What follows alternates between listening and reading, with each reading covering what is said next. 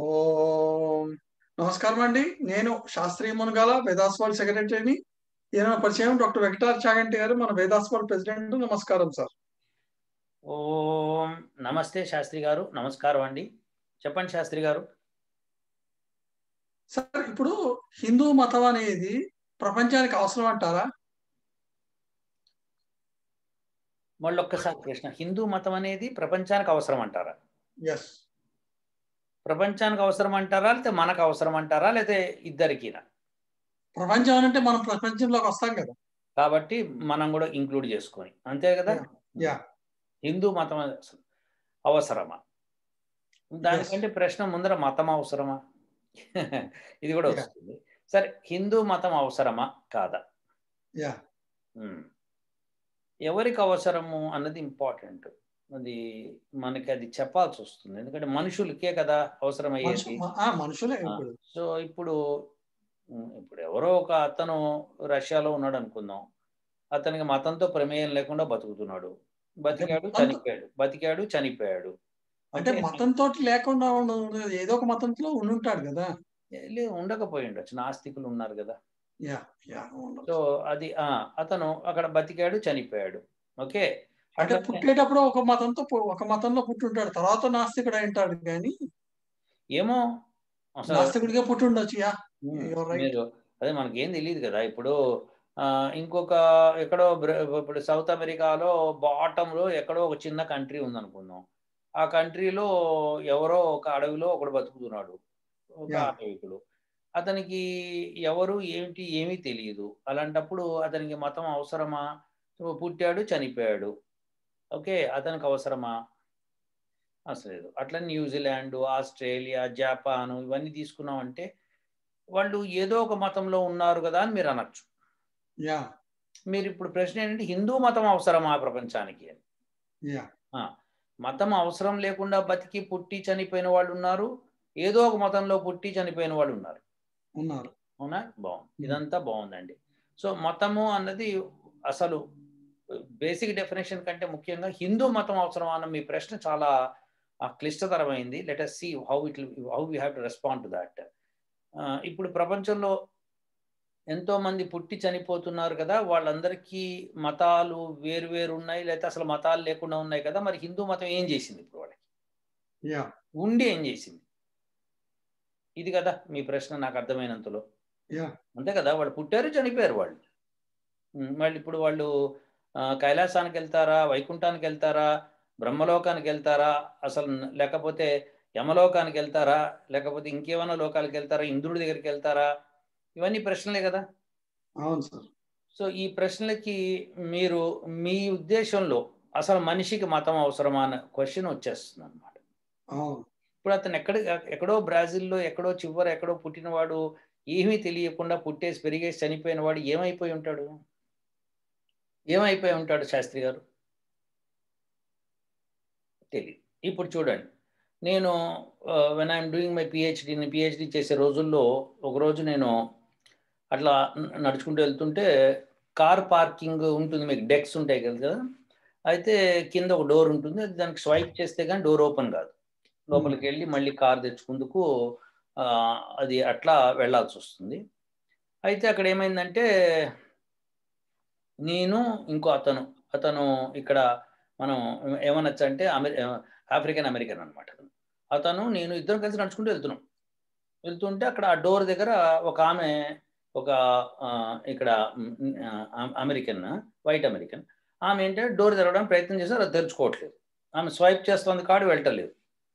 అయితే నాకు తెలుసు మా యూనివర్సిటీలోనే ఉంటుందని తెలుసు కాబట్టి నేను ఏం చేశానంటే నేను స్వైప్ చేశాను, కార్డు తెరుచుకుంది, ఆమె లోపలికి వెళ్ళిపోయింది. ఇతను ఇదంతా చూస్తున్నాడు నాతో నడుస్తూ. అతను అన్నాడు, ఆమె కనీసం థ్యాంక్స్ కూడా చెప్పలేదు నీకు అని. అంటే ఎవరిష్టం వాళ్ళదని నేను అన్నా. అనేసి అంటే నువ్వు ముస్లిం వా అన్నాడు. అన్న కాదన్నా. నువ్వు క్రిస్టియన్ వా అన్నాడు. కాదన్నా. నువ్వు హిందువా అన్నాడు. అంటే అనుకో అన్న. అంటే అతను అట్లా అన్నప్పుడు అనగానే నేను అతను అడిగాను, ఎందుకు అడుగుతున్నావు అంటే, లేదు అంత శాంతంగా నువ్వు థ్యాంక్స్ చెప్పకపోయినా పట్టించుకోకుండా వెళ్ళిపోయేమనకుండా మేమైతే కనుక ఒకసారి గట్టిగా అడుగుతా, నేను డోంట్ యూ హ్యావ్ కర్టెసీ అని అడుగుతాను, ఒకవేళ అలా చేస్తే అన్నట్టుగా అన్నాడు. అంటే అతను ఉద్దేశం ఏంటంటే ఈ వాంటెడ్ టు నో మోర్. అయితే నేను అన్నా అవునా అన్నా.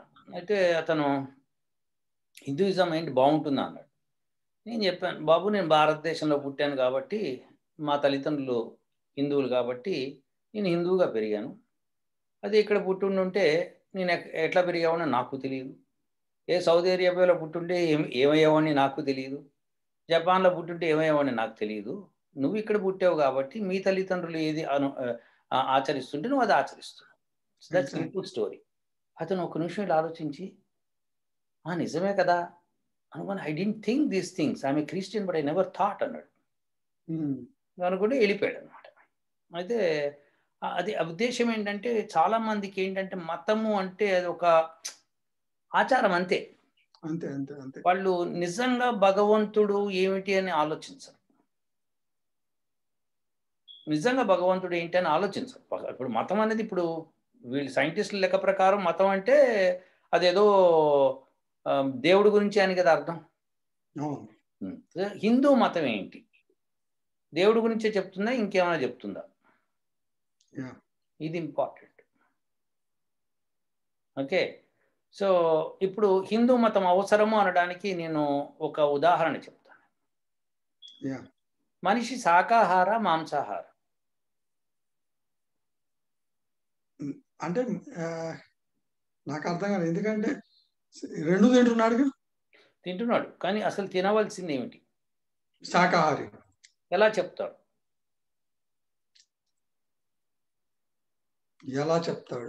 మనిషి పుట్టేటప్పుడు పుట్టిన తర్వాత పాలు తాగాలి, అండ్ పాలు శాకాహారి.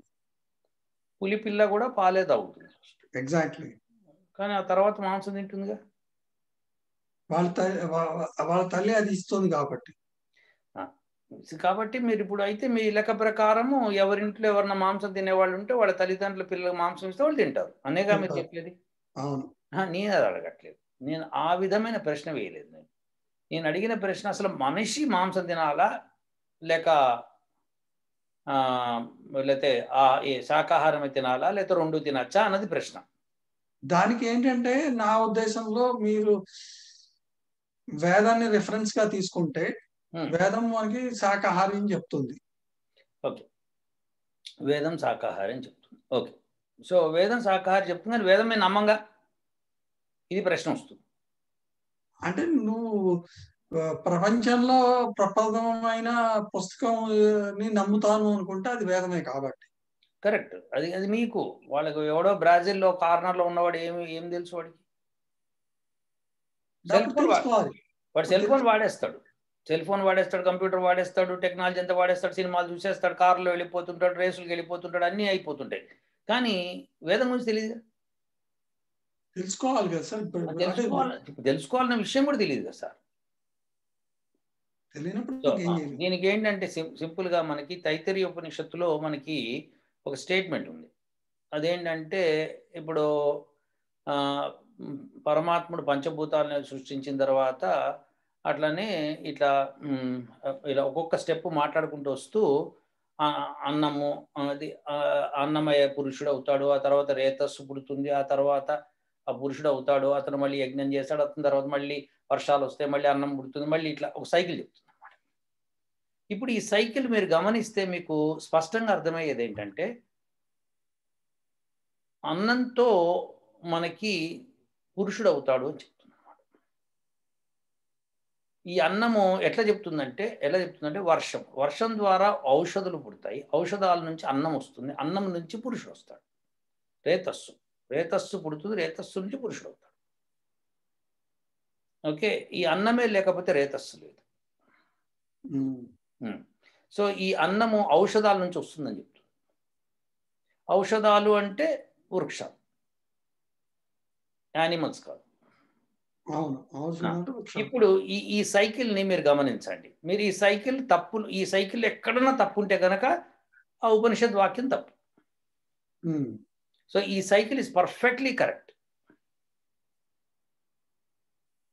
ఎంత కరెక్ట్ అంటే అసలు ఈ సైకిల్ని తప్పించే నాదుడు లేడు ప్రపంచంలో. మరి వీళ్ళు మాంసం ఎట్లా ఎక్కడ ఇరికిచ్చారు? అది ఎక్కడ ఇరికిచ్చారంటే ఇప్పుడు ఉపనిషత్తు వాక్యాన్ని నమ్మక్కర్లు ఎవరు, కానీ సైకిల్ని చూడండి, సైంటిఫికా కాదా?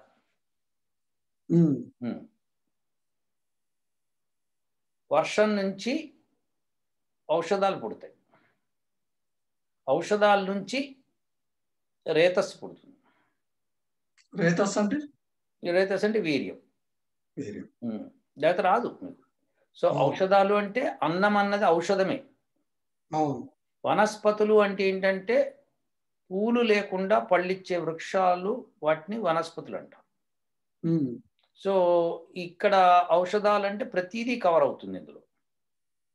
అన్నం అన్నది ఔషధమే, ఆకలి అన్నది రోగం, దానికి ఔషధం అన్నం. సో ఇప్పుడు సైకిల్ ఏంటంటే వర్షం మూలంగా ఔషధాలు పుడతాయి, ఔషధాల నుంచి అన్నం వస్తుంది, అన్నం నుంచి రేతస్సు వస్తుంది, రేతస్సు నుంచి పురుషుడు వస్తాడు, పురుషుడి నుంచి మళ్ళీ యజ్ఞం చేయబడుతుంది, యజ్ఞం నుంచి మళ్ళీ వర్షం వస్తుంది. ఇట్లా సైకిల్. ఇప్పుడు మీరు మనిషి పుడతాడు అన్నది, మరి జంతు పశు పక్షాదులన్నీ కూడా అందులోకి వస్తాయి. అన్ని వాటిలోకి వస్తాయి. అందుకనే ఇప్పుడు మనం చెప్పేది ఏంటంటే ఎక్కడి నుంచి ఔషధము అన్నది లేకుండా నీకు అసలు అన్నం అన్నది లేకుండా ఏ ప్రాణి లేదు కదా. సో ఇప్పుడు ఏంటంటే మనుషులకి ఇది, ఈ తైత్తరీయ ఉపనిషత్తు అనేది మనుషులకు చెప్పేది, పశువులకు చెప్పేది కాదు. సో మనుషులు ఏం తినాలి అన్నది స్పష్టం అవుతుంది ఇక్కడ నుంచి. మీరు ఇది సైంటిఫిక్గా మీరు you can verify this point that without వృక్షాలు లేకుండా మనిషి అసలు మనుగడ లేదు, రేతస్సు లేదు, లేదు, రాదు మనుషులకి. మీకు జంతువులకు వస్తుందేమో. సో అక్కడి నుంచి మనకి కేవలం పుట్టిన దగ్గర నుంచి పాలు కూడా తాగకుండా మాంసమే తినే బతికే మనిషి ఎవరైనా ఉన్నాడా చెప్పండి? అందుకే పరమాత్ముడు పుట్టిన దగ్గర పళ్ళు ఇవ్వలేదు మనిషికి. మీకు మాంసం తినే జంతువులన్నీ పుట్టుకతోనే కళ్ళు మూసుకొని పుడతాయి. శాకాహార జంతువులు, మనుషులు కళ్ళు తెరిచి పుడతారు. సో ఇది మీకు విదితం అన్నమాట ఇది. సో దేర్ ఫోర్ మనకేంటంటే ఇప్పుడు ఈ తైత్తిరీయోపనిషత్తు చెప్పబట్టి తెలుస్తుంది మనిషి ఎట్లా బతకాలి అని. మరి తైత్తిరీయోపనిషత్తు ఎక్కడి నుంచి చెప్తుంది? వేదం నుంచి చెప్తుంది. ఇదంతా ప్రిజర్వ్ చేసింది ఎవరు? పరమాత్మ. మనిషి హిందువులు. సో హిందూ మతం అన్నది ఇవన్నీ కలుపుకొని అద్వైతం. ఇప్పుడు వివేకానంద పుట్టినరోజు ఇవాళ. సో ఆయన జనవరి 12 పుట్టాడు. ఆయన సందర్భంగా మనం చెప్పుకోవాల్సింది ఏంటంటే ఆయన అద్వైతం గురించి ప్రచారం చేశాడు. ఎందుకంటే ఆయన గురువు గారు రామకృష్ణ పరమహంస అద్వైతాన్ని పట్టుకుని ఉన్నాడు కాబట్టి ఆయన అద్వైతం ప్రచారం. అద్వైతం ఎక్కడ? మళ్ళీ హిందూ మతం నుంచి. మరి ఆయన అద్వైతము, మరి అట్లనే విశిష్టాద్వైతము, ద్వైతము, ఇన్ని థియరీస్ బయటికి వచ్చినాయి అంటే అన్నీ కూడా సృష్టి గురించి. అవి అన్ని సృష్టి గురించే మాట్లాడతాయి.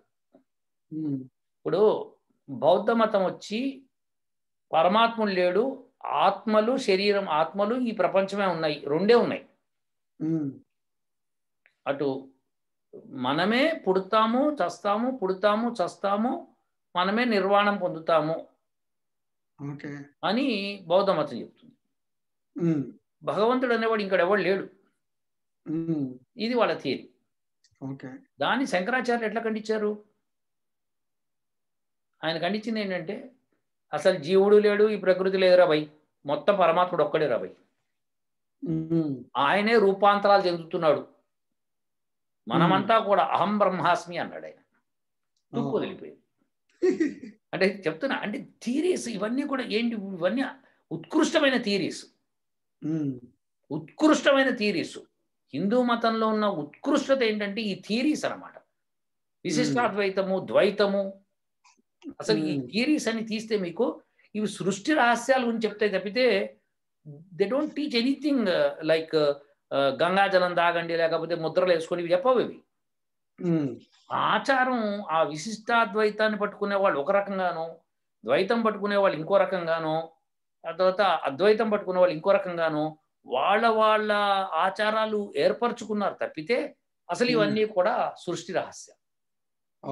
మరి హిందూ మతంలో తప్పితే ఇన్ని సృష్టి రహస్యాలు ఎక్కడున్నాయి? మీరు వేరే మతంలో తీసుకున్నారనుకోండి, అతను ఎవడో గొర్రెల్ని కాచుకున్నాడనో, లేకపోతే అతను ఎవరో ఎడారిలో యుద్ధాలు చేశాడనో ఇట్లున్నాయి తప్పితే మీకు సృష్టి రహస్యాలు చెప్పింది ఎక్కడ? అసలు దానికోసం మీరు మొత్తం ఇప్పుడు ప్రపంచంలో ఎన్ని థియరీస్ అయితే మనకి సైంటిస్టులు ముందు పెడుతున్నారో అవన్నీ హిందూ మతంలో స్పష్టంగా కనిపిస్తున్నాయి కదా. లాస్ట్కి నువ్వు వచ్చి చేరేది అక్కడికే కదా. అబే అక్కడికే వచ్చి చేస్తాం. కానీ వాళ్ళు అవన్నీ మేము చెప్పిన తర్వాత మీరు చెప్తున్నారు అని అంటున్నారు కదండి. మేము చెప్పిందా చెప్పడం ఏంటి? ఎక్కడ ఆల్రెడీ మీరు అక్కడ దాకా రాలేదు ఇంకా. మీరు అసలు రానేలేదు. సైన్స్ ఎక్కడికి వచ్చింది? సైన్స్ ఎక్కడో వెనకాల పడింది. ఒకటి స్పష్టంగా మీరు గుర్తుపెట్టుకోవాలండి, మీరు మీ జన్మలో మీరు పుట్టిన దగ్గర నుంచి ఇప్పటిదాకా మీరు సున్నుండ తిన్నారా? తిన్నాను. అరిసెలు తిన్నారా? తిన్నాను. పాయసం తాగారా? తాగాను. ఇవన్నీ చేశారండి. మీరు అమెరికాకు వచ్చారండి. అమెరికాలో ఎవరో ఒక అతను ఇవన్నీ తెలియని వ్యక్తి, ఓకే, మీరు ఏం తింటారు అంటే మేము ఏం స్వీట్లు తింటారంటే ఇట్లా సున్నుండ తింటాము, అరిసె తింటామని మీరు చెప్పారు అనుకోండి, వాళ్ళకి అది థియరీ. అవునా కదా? వాళ్ళకి అది థియరీనా కదా? తెలియదు కదా, ఉన్నది కదా, సున్నుండ అనేది ఉంది కదా. ఉన్నాయి. మీరు తిన్నారు, మీ దగ్గర ఇప్పుడు లేవు సార్. మీరు చెప్పారు, మీరు ఏం తింటారని అడిగితే మీరు ఇవి చెప్పారు. అవును. వాళ్ళకి థియరీయే. ఇంకా వాళ్ళు తినేదాకా థియరీయే కదా. అవును అవును. వాళ్ళు రేపు పొద్దున్న ఓ ఓ ఓ కనిపెట్టే సడన్ గా మేము రవ్వ లడ్డు కనిపెట్టాం, సున్నుండ కనిపెట్టాం అంటే మీరు నవ్వుతారు కదా. మేము ఇదివరకే తిన్నామంటే మీరు చెప్పారు మేము తిన్నామని, మేము ఏది చేసినా కానీ మీరు ముందరే తిన్నామని చెప్తారు అంటే ఏమిటి అర్థం? నువ్వు తినలేదు కాబట్టి, నీకు తెలియదు కాబట్టి నువ్వు చెప్పిన దానికి మా దగ్గర ఆల్రెడీ ఉందిరా బాబు అని చెప్తారు. కాకపోతే ఏంటంటే ఎక్సెసివ్గా చెప్పకుండా ఉన్న థియరీస్ ఇవి అని. ఎప్పుడో వివేకానందుడు మన అమెరికాలో వచ్చి ఇదే ఇంటర్నేషనల్ కాన్ఫరెన్స్ జరిగింది కదా ఇక్కడ, అప్పుడు ఆయన చెప్పిన థియరీ, ఆయన ప్రసంగాల్లో చూడండి కావాలంటే, అది 1896లోనా 1896లో లేకపోతే 1900 దాదాపుగా ఆ టైంలో ఆయన చక్కగా ఏం చెప్పాడు, ఆయన థియరీ ఆఫ్ ఇది చెప్పాడు, మాస్ ఎనర్జీ రిలేషన్షిప్ చెప్పాడు. 1915లో ఈయన థియరీ ఆఫ్ రిలేటివిటీ ప్రపోజ్ చేసిన తర్వాత, ఆయన ఫోటో ఎలక్ట్రిసిటీ చెప్పిన తర్వాత మెల్లగా ఎప్పుడో కానీ mass energy relation mathematical equation రాలేదు. ఇప్పుడు నువ్వు మ్యాథమెటికల్ ఈక్వేషన్ ఇచ్చావు, ఆయన మాస్ ఎనర్జీ రిలేషన్ చెప్పేశాడు. ఎప్పుడు ఆయన ఎక్కడి నుంచి చెప్పాడు? అద్వైతాన్ని చెప్పుకుంటూ వచ్చాడు. మన మాస్ ఎనర్జీ రిలేషన్ ఎప్పుడో చెప్పిన దానికి నువ్వు మ్యాథమెటికల్ ఈక్వేషన్ ఇచ్చి దాని నుంచి నువ్వు కావాల్సిన రిజల్ట్స్ తెచ్చుకుంటున్నావు. తెచ్చుకున్నావు కాబట్టి నువ్వు గ్రేట్ అయిపోయావు, తెచ్చుకోలేదు కాబట్టి ఆయన గ్రేట్ కాలేదంటే తప్పు అవుతుంది. Theory is known are not known, that's a question. నువ్వు ఈక్వేషన్ ఇచ్చావు తప్ప లేదా నువ్వు చెప్పేది నేను చెప్పేది ఒకటే కదా. ఒకటే కదా. నువ్వు చక్రం కనిపెట్టావండి, ఆ చక్రం కనిపెట్టిన తర్వాత దాని మీద యూనో బైసైకిల్ కనిపెట్టారు, బైసైకిల్ తర్వాత మోటార్ సైకిల్, మోటార్ సైకిల్ తర్వాత కారు, కారు తర్వాత ఇంకోటి, ఇంకోటి తర్వాత ఇంకోటి, మొత్తం చక్రమే కాదు. బేసిక్ ఏంటంటే, విశేషం ఏంటంటే చక్రం ఉందా లేదా అనేది ఇంపార్టెంట్. నువ్వు skill is something different from జ్ఞానం అండి. Knowledge is different from skill. ఇప్పుడు ఏమవుతుందంటే, నాకు మీరు ఒక సైకిల్ ఇచ్చారు, సైకిల్ ఇచ్చి మీరు కనిపెట్టి మీరు తయారు చేసి నాకు ఇచ్చారు. నేనేం చేస్తాను, సైకిల్కి హంగులు పెడతాను, దాని వెనకాల క్యారియర్ పెడతాను, ముందు లైట్ పెడతాను, పక్కన బెల్లు పెడతాను, ఇవన్నీ నేను డెవలప్ చేసుకుంటూ వస్తాను. దీన్ని సైన్స్ అంటే అసహ్యంగా ఉంటుంది. బేసిక్ థియరీ సైన్స్ అండి. దాని మీద నువ్వు బిల్డప్ చేసే బ్లాక్స్ అవి. బేసిక్ థియరీ ఏమిటి, అది వెరీ ఇంపార్టెంట్. అది వదిలేసేసి నేనేదో కనిపెట్టానంటే ఏంటి, నీ స్కిల్ నువ్వు చూపిస్తున్నావు. ఇప్పుడు నువ్వు మరి భారతదేశం ఎందుకు స్కిల్ డెవలప్ చేయలేదు చెప్తాను. భారతదేశంలో అందరూ సుఖంగా జీవిస్తుంటారండి. విపరీతమైన డబ్బులు ఉండి విపరీతంగా హ్యాపీనెస్ ఉండి జీవిస్తున్నారు. అలాంటి సమయంలో యుద్ధాలు జరిగి పరదేశిస్తూ లోపలికి వచ్చి మనం ఆక్రమించుకొని నానా హంగామా చేస్తే మనం చచ్చాం. కాబట్టి ఇప్పుడు సుఖజీవి ఎప్పుడు ఏమి చేయడండి, సుఖంగా బతుకుతున్నాడు, కావాల్సిన డబ్బులు ఉన్నాయి, మంచిగా గంధం రాసుకుంటున్నాడు, బొట్లు పెట్టుకుంటున్నాడు, హ్యాపీగా వెళ్ళి ప్రసంగాలు ఇచ్చుకుంటున్నాడు, కవులు సమ్మేళనము, కవి సమ్మేళనము, రాజులు, దర్బార్లు, నాట్యగత్తలు, ఈ ఆ ఓ ఆ, ఇంకెవడు పట్టించుకుంటాడు సైన్స్ గురించి? కడుపు నిండిందా, సుష్టుగా ఉన్నామా, బాగున్నాం, అమృతప్రాయమైన భోజనం లభిస్తుండేది. మరి అటువంటివి తిని బతికి చక్కగా వాళ్ళంతా తీర్థయాత్రలు అవి ఇవి చేసి సుఖంగా ఉంటుంది. సుఖజీవి కాబట్టి వాళ్ళకి అవసరం లేదు, ఇక్కడితో చాలరా నాన్న మనం తపస్సు చేసుకుని కైవల్యం పొందుదాం అనుకునేవాడు. అందుకని అలా ఉండేది. కాబట్టి హిందూ మతం అన్నది చాలా అవసరం, అది ప్రపంచానికి అది అవసరం, అదే దోవ చూపిస్తుంది. అంత దాకా ఎందుకండి, ఆటం బాంబ్ తయారు చేసిన వాళ్ళు ఉన్నారు కదా, వాళ్ళు ఆటం బాంబ్ వేసిన తర్వాత ఆయన ఒకటే మాట అన్నాడు, నేను మృత్యునైతిని అని చెప్పి భగవద్గీత నుంచి స్టేట్మెంట్ చెప్పాడు. కృష్ణుడు ఏదైతే స్టేట్మెంట్ ఇచ్చాడో అదే స్టేట్మెంట్ ఆయన ఇచ్చాడు. ఎలా ఇచ్చాడు? 1945లో ఆ స్టేట్మెంట్ ఎలా ఇచ్చాడు? అప్పటికి ఇండియన్స్ అంతమంది అమెరికాలో లేరు కదా. వివేకానందుడు అమెరికాకు వచ్చి ఆ ప్రసంగించిన తర్వాత ఆ స్పీచెస్ చాలా ఫేమస్ అయింది. అక్కడి నుంచి వాళ్ళు చదవడం మొదలు పెట్టారు. సంగతి. సో ఇలా మనం ప్రపంచం అంతా, ఇప్పుడు మీకు ఇక్కడ కొలరాడోలో ఇవి ఉన్నాయి కదా, అవేంటి సార్, అవి పర్వతాలు ఉన్నాయి కదా, ఏమో అంటారు సార్ వాటిని, క్యానియన్స్, గ్రాండ్ క్యానియన్స్. సో అమెరికాలో ఉన్న గ్రాండ్ క్యానియన్స్ ఉన్నాయి కదా, ఆ గ్రాండ్ క్యానియన్స్ కింద విష్ణు శిష్టు, బ్రహ్మ శిష్టు అని పేర్లు ఉన్నాయి. ఇది ఎప్పుడు 1845లో కనిపెట్టిన వాటికి పేర్లు పెట్టారు అప్పటికి. మరి విష్ణు శిష్టు, బ్రహ్మ శిష్టు అని ఎందుకు పెట్టారు? ఆయనకి ఎందుకు తట్టింది? ఆశ్చర్యకరమైన విషయాలు ఇవన్నీ. కాబట్టి ఇప్పుడు అది హిందూ మతం అవసరం ఉందా ప్రపంచానికి? చాలా అవసరం ఉంది, లేకపోతే మీరంతా మిస్ అయిపోతారు ప్రపంచంలో. అటు అటు వేరే మతాలు అందరూ కూడా హిందూ మతంలో ఉన్న ఉత్కృష్టని, ఆ యొక్క ఉపనిషత్తులు సారము, తర్వాత మన ఏమంటారు దర్శనాల సారము, ఇవన్నీ మర్చిపోతారు సార్. అవన్నీ తెలుసుకోకపోతే ఇంక జ్ఞానం ఎక్కడ వస్తుంది మీకు? నాకు ఇంకొక విషయం ఆశ్చర్యం ఏమేస్తుందో తెలుసా సార్, హిందూ మతం ఏమి లేదు, అందులో ఉన్నంత అబద్ధాలని అంటారు. ఓకే ఫైన్ అంటారు, కానీ మళ్ళీ హిందూ మతాన్ని తొక్కటానికే ప్రయత్నిస్తున్నారు. ఇప్పుడు ఏమైందంటేనండి, హిందూ మతము ఇప్పుడు ఐన్స్టీన్ థియరీ ఆఫ్ రిలేటివిటీ కంటే గొప్ప విషయం సార్ అది. అందులో అంత బ్యూటిఫుల్ థియరీస్ ఉన్నాయి. అయితే ఇప్పుడు ఐన్స్టీన్ థియరీ ఆఫ్ రిలేటివిటీ అర్థం కాని వాళ్ళందరూ కూడా ఏవో కథలు చెప్పుకొని బతికేస్తారు. అట్లా హిందూ మతం అసలు యాక్చువల్గా హిందుత్వం అంటే అర్థం కాని వాళ్ళు ఈ కథలని చెప్పుకుంటారు. మీకు అసలు ఆ ఉపనిషత్ సారం కానీ, లేకపోతే ఆ యొక్క దర్శనాలు కానీ అవన్నీ చదివితే మీకు అద్భుతమైన నాలెడ్జ్ వస్తుందండి. అందుకనే వాటి మీద దుమ్మెత్తి పోస్తున్నారు, లేదా వేరే వాటి మీద పోయట్లేదు, ఎందుకంటే అక్కడ ఏం లేదు కాబట్టి. అసలు వాళ్ళు దుమ్మెత్తకూడదు సార్, వాళ్ళు చదువుకోవాలి సార్. వాళ్ళందరూ ప్రపంచంలో ఉన్న వాళ్ళందరూ ఆ థియరీస్ చదవాలి, ఆ థియరీస్ చదవాలి. చదువుతాం సార్, కానీ ఏంటి దాన్ని తొక్కితే కదా నా థియరీ గొప్ప అయ్యేది.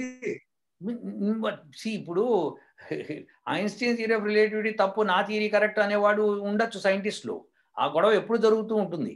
కానీ నేనేమంటున్నా అంటే ఆ థియరీ కంటే మీరు అసలు ఒక థియరీ చదివితే తెలిసేది, అది నిజమా అబద్ధం అని తేల్చుకోవాలి కదా. ఇప్పుడు దుమ్మెత్తి పోస్తే నువ్వు నష్టపోతున్నావు. నువ్వు ఆ థియరీస్ నేర్చుకో, తెలుసుకో, అద్భుతమైన విషయాలు తెలుస్తాయి. నేను తెలుసుకొని అది నా థియరీ కింద నేను చూపించుకుంటాను, హిందూయిజం కాదు ఇది అని. అదే చెప్తున్నా, అది కూడా పొరపాటు. ఇప్పుడు గమ్మత్తేనండి, హిందువులు అనే వాళ్ళు లేకపోతే ప్రపంచానికి జ్ఞానం అందదండి. ఇటువంటి అద్భుతమైన జ్ఞానం ఎక్కడి నుంచి వస్తుంది మీకు? అసలు అద్భుతంలో అద్భుతం అండి అది. ఇప్పుడు నేను అనుకుని నేను ఎవరు? అది పెద్ద ప్రశ్న. అది భగవద్గీత హిందూ మతమే చెప్తుందండి. హిందూ మతం చెప్తుంది. ఏం చెప్తుంది చూడండి చక్కగా. నేను అంటే అహంకారంతో కూడినటువంటి, మహత్తత్వంతో కూడినటువంటి సూక్ష్మతత్వాలతో కూడినటువంటి, పంచ జ్ఞానేంద్రియాలతో కూడినటువంటి, పంచ కర్మేంద్రియాలతో కూడినటువంటి 16 అంశాలు పట్టుకొని నేను వేళ్లాడుతూ ఉంటాను అనమాట. అది నేను. అంటే నేను ఎట్లా ఉందంటే, ఇప్పుడు ఒక బల్బ్ ఉందండి, ఆ బల్బ్లోకి విద్యుత్తును పంపించి మనం కాంతి పుట్టించి ఆ కాంతి బయటకు వస్తుంది. మీకు అర్థమవుతుందా? దాన్ని లైట్ బల్బ్ అన్నాం మన పేరు. సో ఇప్పుడు ఆ లైట్ బల్బ్ యాక్చువల్గా ఏమిటి అంటే, విద్యుత్ అందులో ప్రసరించి ఆ కాంతి బయటకు వస్తుంది. మీకు ఆ బల్బుని చూస్తే మీకు కాంతే కనిపిస్తుంది కానీ బల్బు కనిపిస్తుంది. మీకు అర్థమవుతుందా? అంటే ఆ కాంతి ఎంత కాంతి ఉందంటే మీకు ఆ బల్బు కనిపించలేదు, అది ఏమిటో తెలియట్లేదు మనకి. సో ఆ బల్బు ఒకవేళ మనం అయ్యి ఉంటే మనం ఏమనుకుంటాం అంటే కాంతే మనం అనుకుంటాం. మనం కాదు అది. నేను యాక్చువల్గా అందులో ఉన్న విద్యుత్తుని నేను ఫ్లో అవుతున్నాను కాబట్టే దానికి ఆ కాంతి వచ్చిన విషయం నేను మర్చిపోతున్నాను కాబట్టే నాకు ఈ ప్రాబ్లమ్స్. ఎప్పుడైతే నేను అది రియలైజ్ అవ్వడం మొదలు పెడతానో అప్పుడు వీటి నుంచి విడబడతానన్నమాట. సో ఇది హిందూ మతం చెప్తుంది. అద్భుతమైన థీరీస్ అండి. ఒక్కొక్క థీరీ, ఒక్కొక్క ఉపనిషత్తు చదివి దాని సారాన్ని అర్థం చేసుకోవాలంటే మీకు అసలు అది చదవాలి. అది చెప్పేవాళ్ళు ఉండాలి, చదివే వాళ్ళు ఉండాలి. అద్భుతంగా ఉంటాయి అవన్నీ. ఆ థీరీసు అవన్నీ మీకు ప్రపంచాన్ని మీకు పరిచయం చేస్తాయి. ప్రపంచము ఖగోళ శాస్త్రం నుంచి అన్నీ కూడా అందులో ఇమిడి ఉన్నాయి. అన్నీ కూడా ఇమిడి ఉన్నాయి. ఒక అద్భుతమైన విషయం తెలుసా మీకు? మీకు అద్భుతమైన విషయం చెప్తాను. మీరు అనుకునే ఈ అగ్ని ఉంది చూసారా? ఈ అగ్ని ఎట్లా ఏర్పడిందో తెలుసా మీకు? చెప్పండి. రూపము అనే సూక్ష్మతత్వంతో ఏర్పడింది. రూపం ఏం చేస్తుందంటే, రూపము అగ్నిని సృష్టించుకుంటుంది. అలానే శబ్దము ఆకాశాన్ని సృష్టించుకుంటుంది. స్పర్శ అనేది వాయువును సృష్టిస్తుంది. రసం అనేది జలమును సృష్టిస్తుంది. అంటే గుణము పదార్థాన్ని సృష్టిస్తోంది.